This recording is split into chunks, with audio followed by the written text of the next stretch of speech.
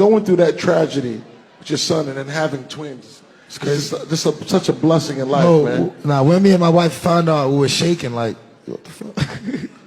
Yeah. And it was in the same month. My son passed last year, October. My wife gave birth this year, October. So it's crazy. Yo. Wow. What a great interview. My country people, we see the celebration of congratulations about Shosho and Davido. I am so super excited. You can see what God cannot do does not exist. According to the message when I hear from our brother Davido, he talk say the same month wey Ifeanyi enter RIP, which is last year October. The same month na im Shosho take it. According to Ramo, he come talk say they come dey shake. In fact, this God is too much. As one comot, God come replace am with twins, a boy and a girl. So that is why Davido quick rush go marry Chioma. Right now, we all don't understand the reason why Davido go marry Shosho, wey pikin enter RIP last year October. That same month wey Shosho dey cry, na him our brother take give am belle. And they come find out say, Shosho e get belle.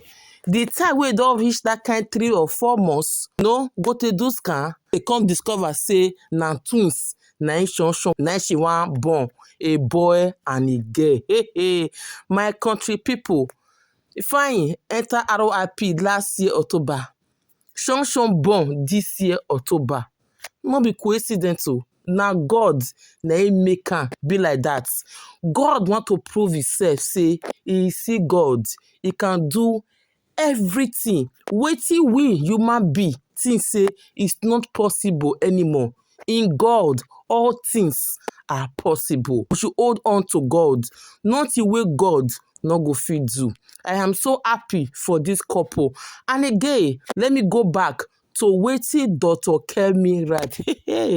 Dr. Keke, I no know wetin Davido do you wey be say you no gree leave this guy for waste. According to Dr. Kemi, he talk say, oh God, Dr. Kemi, he talk say na fertility treatment na im Shosho go do after all the anxiety, depression wey Davido take dey give different women belle. And Shosho go do IVF. That's why they born twins. That means wetin Davido talk for this interview, e right, because if una calculate and go back, una go know say yes, the time e match together last year October and this year October. In fact, whether IVF or normal, all na the same, pikin na the same.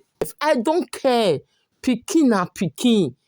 Pikin na pikin. God make everything possible for we human being to carry belle, to give birth right now, whether through IVF or through normal. Man, anyway guys, don't pass this video without happy congratulations again. Use Shosho as a point of contact to every woman wey dey look for pikin. God will surely bless you for the fruit of the womb in Jesus' name. Amen. Once again, a massive big congratulations to Davido and Chioma. God bless you all.